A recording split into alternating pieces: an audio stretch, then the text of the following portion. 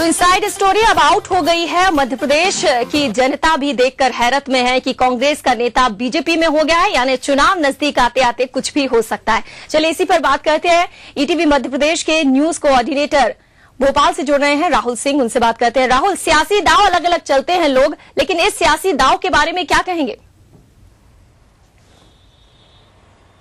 जी हाँ, बिल्कुल। शिवराज सरकार के इस सियासी दांव ने कांग्रेस को फिलहाल चारों खाने चित कर दिया है। लेकिन बात करते हैं ईटीवी के आज शाम के सबसे बड़े खुलासे की। इनसाइड स्टोरी, चौधरी राकेश सिंह ने, जो कांग्रेस के वरिष्ठ नेता थे, उन्होंने पाला आखिर क्यों बदला, क्या वजह रही है, इसका खुलासा ईटीवी अब आपको करने जा रहा है।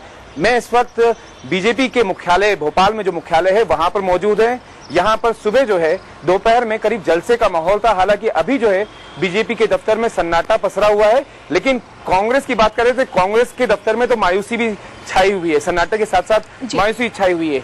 सबसे पहली खबर जो आप दर्शकों को यहाँ पर हम बताना चाहेंगे कि जो इनसाइड स्टोरी है, चौधरी राकेश सिंह ने आखिर पाला क्यों बदला, ये पूरी कहानी की शुरुआत 2012 में हो गई थी।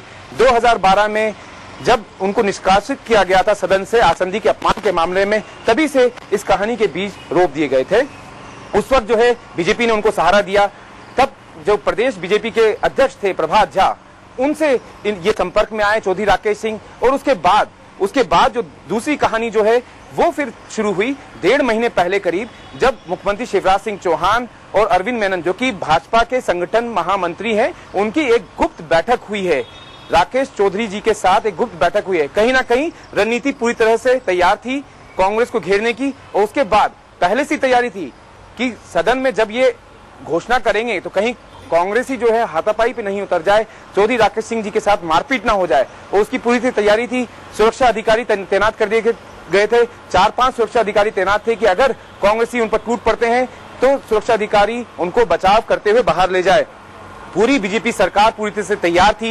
ये इनसाइड स्टोरी का खुलासा आज ईटीवी ने आज शाम को ही अपने दर्शकों को बता दिया है कि इसके पीछे की क्या कहानी है। मेरे साथ इस वक्त जुड़ रहे हैं हमारे वरिष्ठ सहयोगी हैं आशीष चौधरी जी हैं, साथ ही भाजपा प्रदेश के प्रवक्ता हैं डॉक्टर हितेश वाजपेयी जी।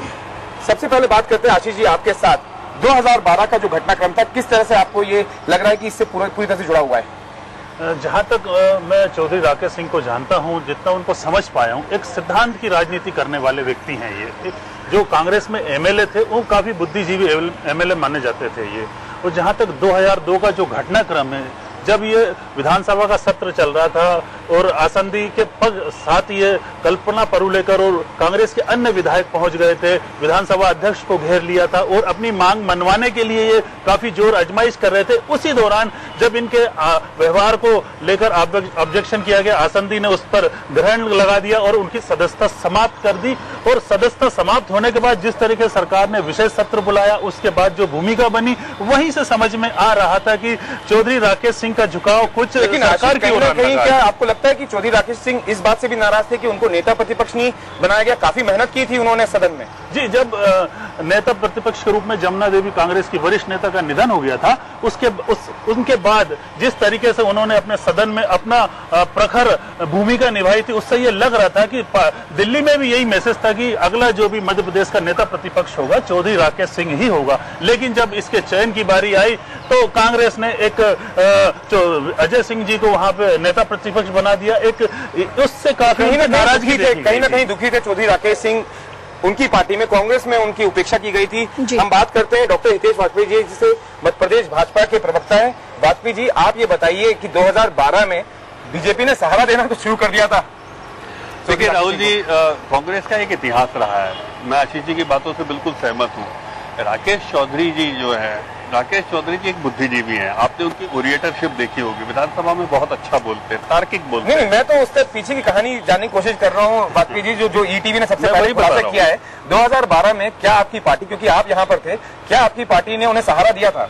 देखिए, आज 12 बजे से तो प्रकरण शुरू हुआ है, 2012 का मुझे नहीं मालूम है, लेकिन ये बात है कि कांग्रेस में, जैसा मैंने आपको बताया, उन्होंने भी इस बात को कहा है